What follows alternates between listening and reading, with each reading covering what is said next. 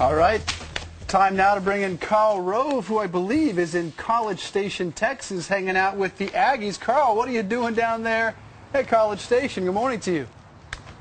Well, good morning. I was with Jennifer Mitchell and Chris McFarland, my host from the Wiley Lecture Committee. They sponsored Juan Williams and I last night for a lecture, and so I came out early to say hello to Fox and Friends with the Gig 'em sign. Gig 'em. There you go. Did one of the comments come up yesterday, of course, at this lecture series? I'm curious, of course, we've been talking about what's been happening over in France, President Obama speaking there, and he made some remarks that have been taken a certain way here in the United States and not taken terribly favorably. Let's play some of what he had to say there and get your response to this.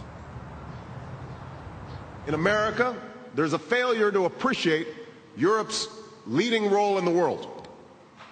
Instead of celebrating your dynamic union and seeking to partner with you to meet common challenges, there have been times where America has shown arrogance and been dismissive, even derisive.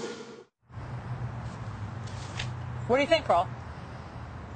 I think he ought to get off the campaign trail and become President of the United States. There are ways to make the point that he made without running down America. Rather than saying America's arrogant, he could say, I'm going to endeavor to do the following. I believe that America ought to respect Europe and that we ought to listen to our allies and consult with them and respect your great history and traditions.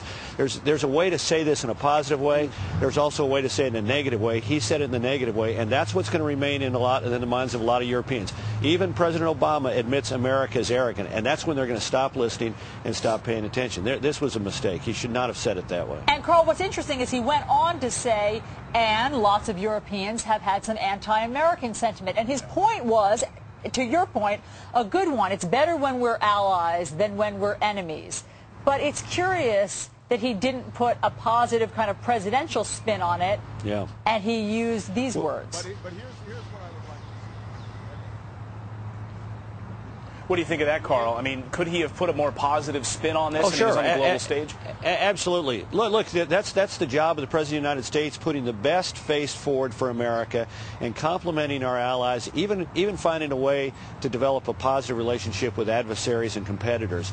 And this was campaign trail. This was the kind of thing that you say when you're appearing in Iowa or New Hampshire or on the campaign trail in a battleground state and you want to run down the people who are in. When you go abroad as the President of the United States and say these kind of things, you really are giving comfort to people who are critics of the United States.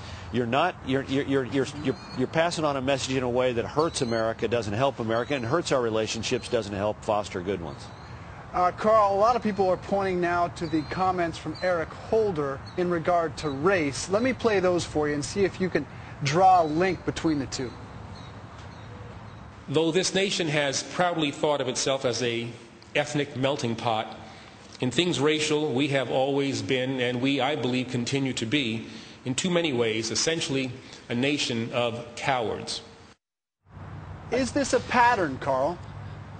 Sure, absolutely. Look, first of all, there is a strain of criticism on both the far left and on the far right that holds America to be basically a broken nation, and particularly strong on the left. And Eric Holder's comments were, I think, reflective of that.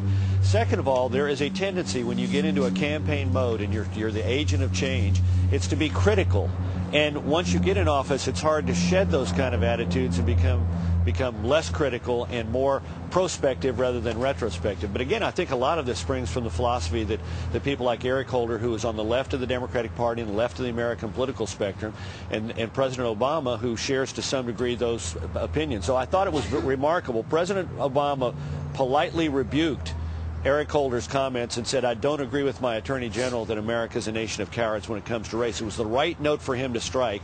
I wish he had had that same instinct when he went to Europe, and rather than calling his country arrogant and focusing on his view of the past, if he'd found a more positive way to talk about the future. Well, here, let me take the other side of this, Karl, because last night, and I was interested about how Bill O'Reilly took this too, and he said that he thought this was a smart moment for President Obama, that this was his best moment there in France. That, of course, he made the arrogant statement, which we didn't really talk about there, and that was certainly offensive to a lot of people. But then he went on to criticize Europe for not recognizing America's place in the world as doing so much good for the world, and he criticized Europe. Was that a smart move for President Obama, given the world stage? Again, there's a way to do that. I mean, imagine somebody walks in and says to you, "You aren't grateful for me." I mean, you know, the Europeans are not. You know, many Europeans are grateful, and nobody likes to be reminded of a debt of gratitude and have their nose rubbed in it. So again, I'm not certain I agree with Mr. O'Reilly on this one.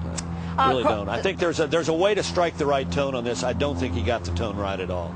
So, Carl, beyond the arrogant comment, how do you rate President Obama's first NATO meeting, and as well as the G20?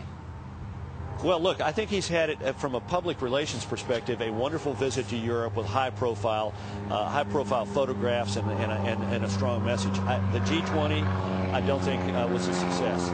His goal there was to have the Europeans endorse the stimulus package. They didn't. The NATO meeting is not a success. His hope was to have them support the combat mission in Afghanistan. They basically said, we give you our support, but we're not going to provide any troops or any combat capability. So on both of these, he failed. I also think he struck a wrong note, not only in Strasbourg, but frankly, the gift of the iPod to Queen Elizabeth struck me as a little bit. I mean, a little bit. You know, that compounded the DVD problem, giving the DVDs to the British Prime Minister. Well, of course, the DVD problem, which I called before this was reported. I said he gave DVDs to Gordon Brown. That's a huge mistake, because I bet he didn't think that they're out of a different region code, which means they wouldn't even be able to play on British DVD players. Always finding the text spin. And that was true, Carl.